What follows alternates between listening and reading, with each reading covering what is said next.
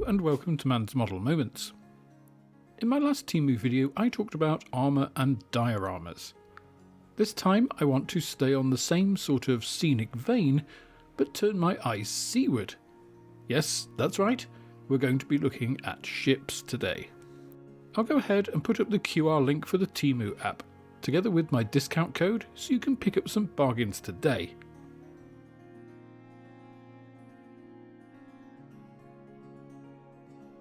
Now of course, naval dioramas are not as prevalent as land-based ones, and a big part of that is scale.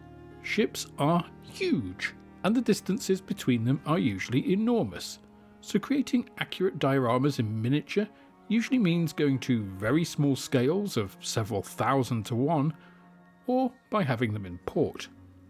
As such, ships tend to use scenic bases more than true dioramas, and that's what I'm really going to be looking at today. Now of course, the baseboards of a ship display can be made of the same materials as those on land, but the surface medium is very different. That brings us to the first item today, and that is this 2-part clear epoxy resin. Using this, representing water becomes a relatively simple task, and it is not of course limited to seas or oceans.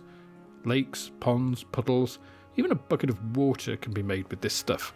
This one was $17.99 for the entire pack, and the reason I chose it was because this has a 1:1 mix ratio, making it very simple to use, unlike some which have a 4:1, 5:1 or some other unequal quantities. It also comes with gloves, cups, pipettes and so on, though it's worth having more of these, especially if you're going to be mixing small quantities at different times. Not a problem for us of course, because we got a lot of that in our last Temu haul. Now this epoxy is ideal for creating flat water, but as we know, seas and oceans are never flat. Even a calm sea has waves.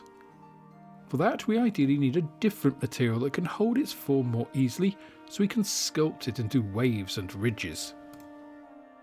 That's where these next 3 items come in, with these wave effect materials. I got clear, blue and white to give me the maximum amount of flexibility, and together they're just over £10. As with many other specialist materials, you're not going to need huge quantities of this, so it's likely to last you multiple bases. Now before we get to the models this time, I only added a single extra item, and that was something I'd fancied trying for a while, but never quite reached the level to part with my money for one. And that's this sprue frame holder. The whole idea of this is to be able to conveniently hold your sprue frames whilst keeping them easily accessible. I do find managing frames, particularly on a more involved build, as many modern kits tend to be, can be quite challenging.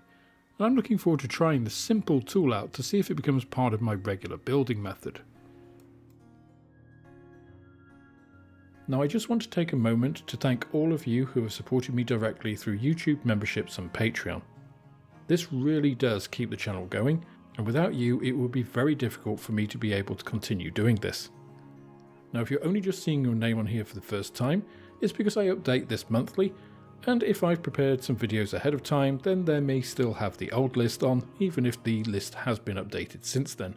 Don't worry though, your name will get on the list and will continue to appear throughout your support. If you are considering supporting me, YouTube channel membership is by far the easiest way to do this, since Patreon is becoming a more challenging platform to engage with. Whichever you choose however, I absolutely appreciate your contributions, and don't forget to come and check out the private members Discord, which you get access to at any level. As always, that brings us to the kits. Here I've chosen a couple of World War II classics and a more unusual and rather more modern subject. The first is the infamous Bismarck.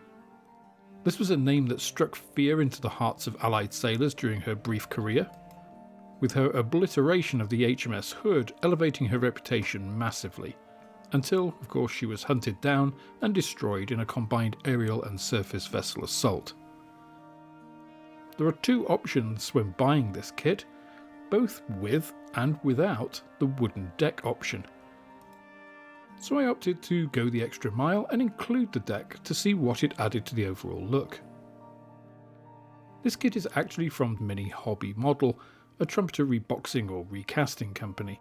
This particular one is the 1/700th scale trumpeter original tool. The wooden deck is a separate item in this very thin self-adhesive format and laser cut, which hopefully means a nice precise fit.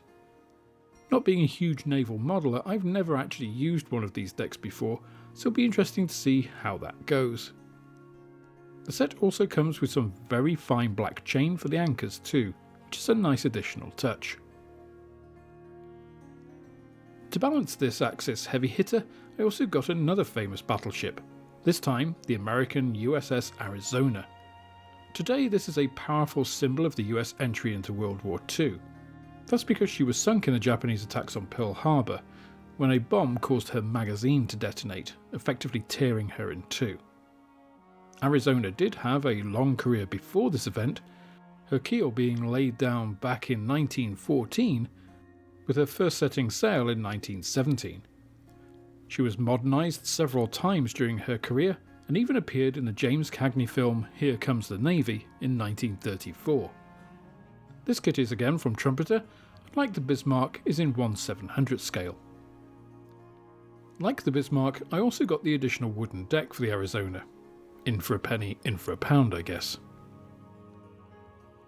The last kit I got here is a rather more modern ship, hailing from the Cold War. This is the Chinese Type 051 destroyer, the 105 Jinan. These ships were the first guided missile cruisers the Chinese Navy ever employed, and the Jinan herself was the first of them, and she eventually became a trial ship in the late 1980s. 17 of these vessels were made, a number that wouldn't be exceeded for a single naval type in the Chinese Navy until late into the first decade of the 21st century, with the Type 054A frigate. Despite that designation as a frigate, the Type 054A is actually a slightly larger ship than this one. That's all for this instalment of Man's Model Moments. If you enjoyed the video, please click the like button, subscribe to the channel for more like it, and share this video with others you think would also enjoy it. You can also follow me on Instagram, Twitter and Facebook, and if you're feeling generous then I also have a Patreon, which is absolutely the best way of helping me to grow the channel and produce more content like this. With that, I hope you have plenty of modelling moments of your own, and I look forward to welcoming you on the next video.